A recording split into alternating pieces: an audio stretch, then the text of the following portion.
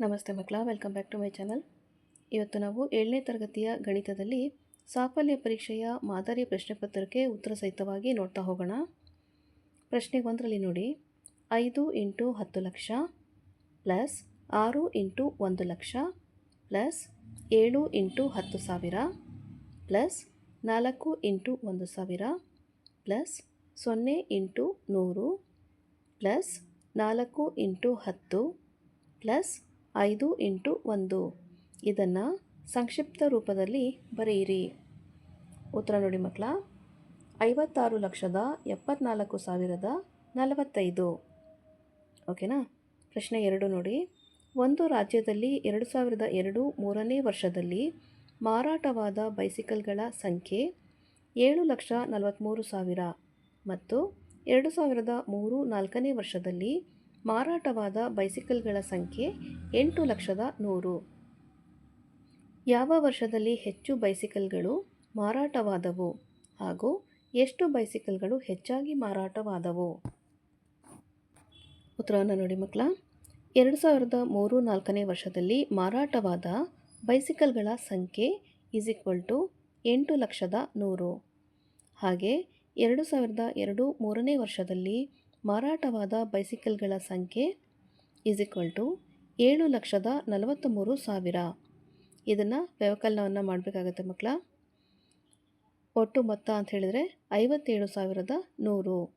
8,100,000ರಲ್ಲಿ 7,43,000ವನ್ನು ಕಳೆದರೆ 57,100.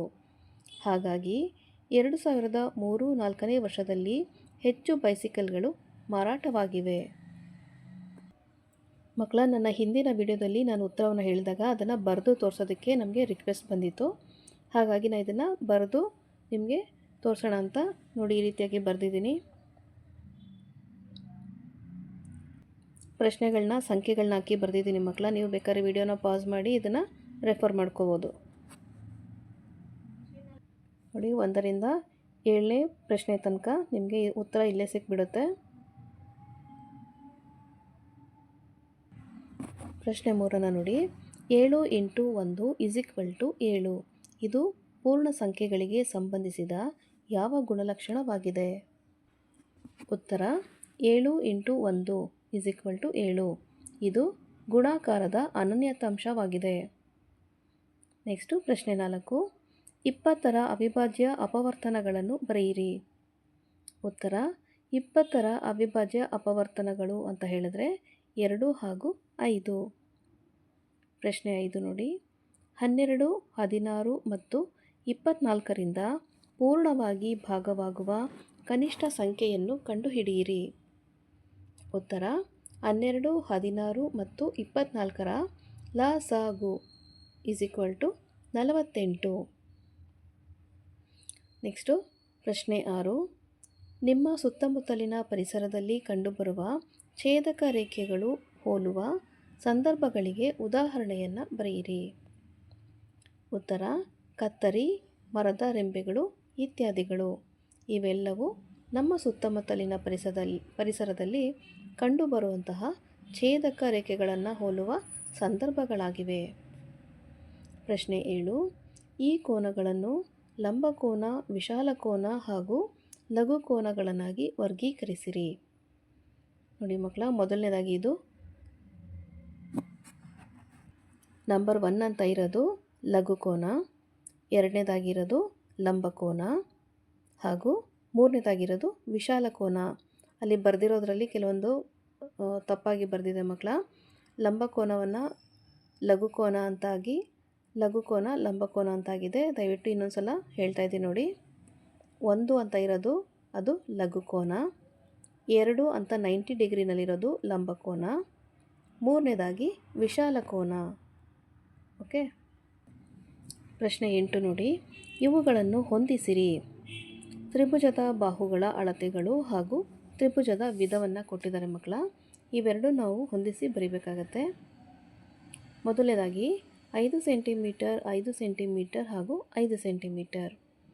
ಇದಕ್ಕೆ ಸರಿಯಾದ ಉತ್ತರ ಆಯ್ಕೆ ಸಿ, ಸಮಬಾಹು. ಎರಡನೇದಾಗಿ 5 ಸೆಂಟಿಮೀಟರ್, 5 ಸೆಂಟಿಮೀಟರ್ ಹಾಗೂ 6 ಸೆಂಟಿಮೀಟರ್. ಇದಕ್ಕೆ ಸರಿಯಾದ ಉತ್ತರ ಸಮದ್ವಿಬಾಹು. ಪ್ರಶ್ನೆ 3, 5 ಸೆಂಟಿಮೀಟರ್, 6 ಸೆಂಟಿಮೀಟರ್ ಹಾಗೂ 9 ಸೆಂಟಿಮೀಟರ್. ಇದಕ್ಕೆ ಸರಿಯಾದ ಉತ್ತರ ಅಂತ ಹೇಳಿದ್ರೆ ಆಯ್ಕೆ ಬಿ, ಅಸಮಬಾಹು. ಓಕೆ, ನೆಕ್ಸ್ಟ್ ನೋಡಿ ಪ್ರಶ್ನೆ 9, ಪೂರ್ಣಾಂಕಗಳ ವ್ಯತ್ಯಾಸವನ್ನು ಕಂಡುಹಿಡಿಯಿರಿ.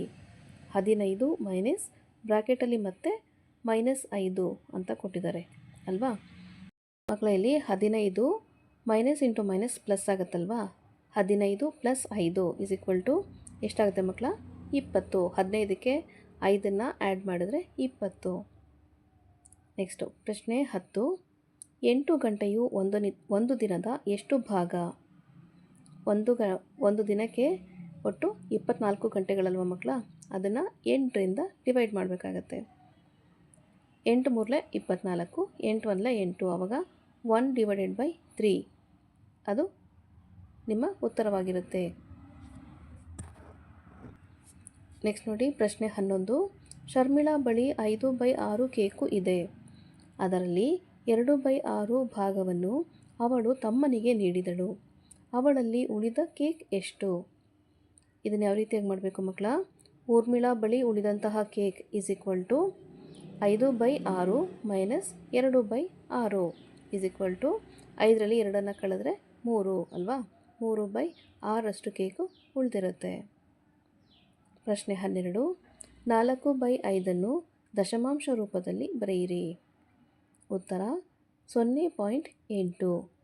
4/5ರ ದಶಮಾಂಶ ರೂಪ ಅಂತ ಹೇಳಿದ್ರೆ 0.8. ನೋಡಿ ಮಕ್ಕಳ, ಇಲ್ಲಿ 8, 9, 10, 11 ಈ 4ಕ್ಕೂ ಉತ್ತರ ಇಲ್ಲಿದೆ. ಇದನ್ನು ಬೇಕಾದ್ರೆ ನೀವು ರೆಫರ್ ಮಾಡ್ಕೋಬೋದು. ವಿಡಿಯೋನ ಪಾಸ್ ಮಾಡಿ ನೀವು ಬರ್ಕೋಬೋದನ್ನ. ಹಾಗೆ ಇಲ್ಲಿ 12 ಮತ್ತು 13ಕ್ಕೂ ಸಹ ಉತ್ತರವನ್ನು ತೋರಿಸ್ತಾ ಇದ್ದೀನಿ ನೋಡಿ.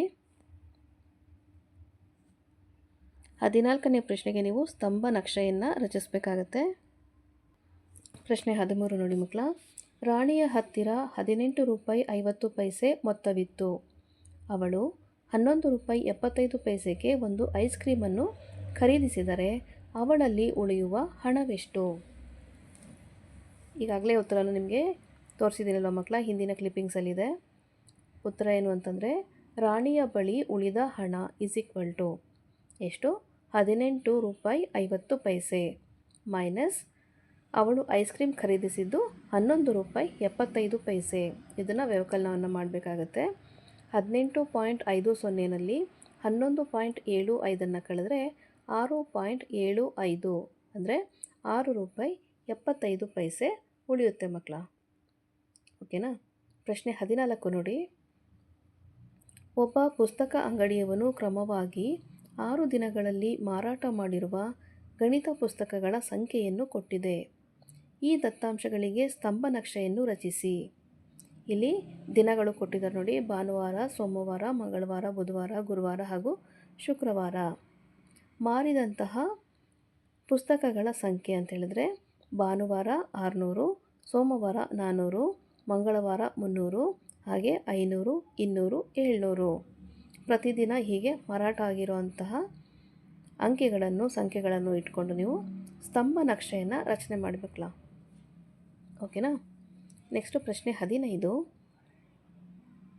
1.25 ಮೀಟರ್ ಅಗಲ ಮತ್ತು 2 ಮೀಟರ್ ಉದ್ದವಿರುವ ಬಟ್ಟೆಯ ವಿಸ್ತೀರ್ಣವನ್ನು ಕಂಡುಹಿಡಿಯಿರಿ. ಉತ್ತರವನ್ನು ನೋಡಿ ಮಕ್ಕಳ. ಬಟ್ಟೆಯ ವಿಸ್ತೀರ್ಣ ಉದ್ದ ಇಂಟು ಅಗಲ ಅಲ್ವಾ. ಮತ್ತು ಉದ್ದ ಅಂತ ಹೇಳಿದರೆ 2 ಇಂಟು ಅಗಲ ಅಂತ ಹೇಳಿದರೆ 1.25 ಮೀಟರ್ ಎಷ್ಟಾಗುತ್ತೆ ಮಕ್ಕಳ? ಮಲ್ಟಿಪ್ಲೈ ಮಾಡಿದ್ರೆ, ಗುಣಾಕಾರ ಮಾಡಿದಾಗ 2.50 ಚದರ ಮೀಟರ್. ಪ್ರಶ್ನೆ 16 ನೋಡಿ, P-5 = 5 ಸಮೀಕರಣದಲ್ಲಿ ಚರಾಕ್ಷರದ Pನ ಬೆಲೆಯನ್ನು ಕಂಡುಹಿಡಿಯಿರಿ. ಉತ್ತರ ನೋಡಿ ಮಕ್ಕಳ. P-5 = 5. P = 5. P-5 ಇರೋದು ಬಲಭಾಗಕ್ಕೆ ಬಂದಾಗ ಏನಾಗುತ್ತೆ ಮಕ್ಕಳ? +5 ಅಂತ ಆಗುತ್ತಲ್ವಾ. 5 + 5 10. ಹಾಗಾದರೆ Pನ ಬೆಲೆ ಎಷ್ಟು ಮಕ್ಕಳ? 10. ಹಿಂದಿನ ಕ್ಲಿಪ್ಪಿಂಗಲ್ಲಿ ಅದನ್ನು ಸಹ ನಿಮಗೆ ಉತ್ತರವನ್ನು ತೋರಿಸಿದ್ದೀನಲ್ವಾ, ಅದನ್ನು ರೆಫರ್ ಮಾಡಿ. ನೆಕ್ಸ್ಟು ಪ್ರಶ್ನೆ 17. ಪ್ರಿಯಾಳ ತೂಕ 25 kg ಮತ್ತು ಅವಳ ತಂದೆಯ ತೂಕ 75 kg. ಆದರೆ ಪ್ರಿಯಾಳ ತೂಕದ ಎಷ್ಟರಷ್ಟು ತೂಕ ಅವಳ ತಂದೆಯದ್ದಾಗಿದೆ? ಉತ್ತರವನ್ನು ನೋಡಿ ಮಕ್ಕಳ. ಪ್ರಿಯಾಳ ತೂಕ 25 kg, ತಂದೆಯ ತೂಕ 75 kg. 25ನ 75ರಲ್ಲಿ ಭಾಗಾಕಾರವನ್ನು ಮಾಡಿದ್ರೆ 1:2 ಅಲ್ವಾ. 25 ಮೂರಲೆ 75. ಹಾಗಾಗಿ ತಂದೆಯ ತೂಕ ಪ್ರಿಯಾಳ ತೂಕದ 3ರಷ್ಟಿದೆ. ಓಕೆನಾ. ಪ್ರಶ್ನೆ 18. 7 ಮೀಟರ್ ಬಟ್ಟೆಯ ಬೆಲೆ 1770 ರೂಪಾಯಿ ಆದರೆ 5 ಮೀಟರ್ ಬಟ್ಟೆಯ ಬೆಲೆಯನ್ನು ಕಂಡುಹಿಡಿಯಿರಿ. ಉತ್ತರವನ್ನು ನೋಡಿ ಮಕ್ಕಳ. 7 ಮೀಟರ್ ಬಟ್ಟೆಯ ಬೆಲೆ =1470 ರೂಪಾಯಿ. ಆದರೆ 1 ಮೀಟರ್ ಬಟ್ಟೆಯ ಬೆಲೆ ಎಷ್ಟಾಗುತ್ತೆ? 1470 / 7. ಅದನ್ನು ಭಾಗಾಕಾರ ಮಾಡಿದಾಗ 210 ರೂಪಾಯಿ ಬರುತ್ತೆ ಅಲ್ವ ಮಕ್ಕಳ. ಹಾಗೆ 5 ಮೀಟರ್ ಬಟ್ಟೆಯ ಬೆಲೆ ಏನಾಗುತ್ತೆ ನೋಡಿ, 210 × 5. ಆವಾಗ 1050 ರೂಪಾಯಿ. 210 ರೂಪಾಯಿ ಬಂದಿದ್ದು 1 ಮೀಟರ್ ಬಟ್ಟೆಯ ಬೆಲೆ ಆಗಿರುತ್ತಲ್ವ ಮಕ್ಕಳ. ಅದನ್ನು × 5 ಮಾಡಬೇಕು, ಯಾಕಂದರೆ 5 ಮೀಟರ್ ಬಟ್ಟೆಗೆ ಇರುವಂತಹ ಬೆಲೆಯನ್ನು ಕೇಳ್ತಾ ಇರೋದು ಪ್ರಶ್ನೆಯಲ್ಲಿ. ಹಾಗಾಗಿ 5 ಮೀಟರ್ನ ಬಟ್ಟೆಯ ಬೆಲೆ 1050 ರೂಪಾಯಿ. ಪ್ರಶ್ನೆ 19. ಸಮಬಾಹು ತ್ರಿಭುಜಕ್ಕೆ ಎಳೆಯಬಹುದಾದ ಗರಿಷ್ಠ ಸಮಮಿತಿ ರೇಖೆಗಳ ಸಂಖ್ಯೆ ಎಷ್ಟು? ಉತ್ತರ: ಸಮಬಾಹು ತ್ರಿಭುಜಕ್ಕೆ ಎಳೆಯಬಹುದಾದ ಗರಿಷ್ಠ ಸಮಮಿತಿ ರೇಖೆಗಳ ಸಂಖ್ಯೆ ಅಂತಂದರೆ 3. ನೆಕ್ಸ್ಟು ಪ್ರಶ್ನೆ 20. AB = 6 ಸೆಂಟಿಮೀಟರ್ ರೇಖಾಖಂಡವನ್ನು ರಚಿಸಿ PQ ಲಂಬಾರ್ಧಕ Oನಲ್ಲಿ ಛೇದಿಸುವಂತೆ ಕೈವಾರವನ್ನು ಉಪಯೋಗಿಸಿಕೊಂಡು ಲಂಬಾರ್ಧಕವನ್ನು ಎಳೆಯಿರಿ. ನೋಡಿ ಮಕ್ಕಳ, ಇಲ್ಲಿ ಪ್ರಶ್ನೆ 19 ಹಾಗೂ 20ಕ್ಕೆ ಇರುವಂತಹ ಉತ್ತರ. A ಹಾಗೂ B 3 ಸೆಂಟಿಮೀಟರ್, ಎರಡು ಸೇರಿದರೆ ಒಟ್ಟು 6 ಸೆಂಟಿಮೀಟರ್. ಬಲಭಾಗ ಹಾಗೂ ಎಡಭಾಗಕ್ಕೆ 3 ಸೆಂಟಿಮೀಟರ್ ಆಗುತ್ತೆ. ಓನಲ್ಲಿ ಛೇದಿಸಿದಾಗೆ PQ ಅನ್ನು ಎಳೆಯಲಾಗಿದೆ ಮಕ್ಕಳ. ನೀವು ಕೈವಾರವನ್ನು ಬಳಸಿ ಎಳೆಯಬೇಕಾಗತ್ತೆ ಮಕ್ಕಳ. ಇಲ್ಲಿಗೆ 7ನೇ ತರಗತಿಯ ಗಣಿತದಲ್ಲಿ ಸಾಫಲ್ಯ ಪರೀಕ್ಷೆಯ ಮಾದರಿ ಪ್ರಶ್ನೆ ಪತ್ರಿಕೆ ಉತ್ತರ ಸಹಿತವಾಗಿ ಮುಕ್ತಾಯಗೊಂಡಿದೆ ಮಕ್ಕಳ. ಈ ಒಂದು ವಿಡಿಯೋ ನಿಮ್ಗೆ ಇಷ್ಟ ಆದಲ್ಲಿ ದಯವಿಟ್ಟು ನಮ್ಮ ಚಾನಲ್ನ ಲೈಕ್ ಮಾಡಿ, ಶೇರ್ ಮಾಡಿ, ಸಬ್ಸ್ಕ್ರೈಬ್ ಮಾಡಿಕೊಂಡು ನಾವು ಹಾಕುವಂಥ ಎಲ್ಲ ವಿಡಿಯೋನ ನೋಡ್ತಾ ನಮ್ಮನ್ನು ಎನ್ಕರೇಜ್ ಮಾಡ್ತಾ ಹೋಗಿ ಮಕ್ಕಳ. Thank you for watching. Bye bye.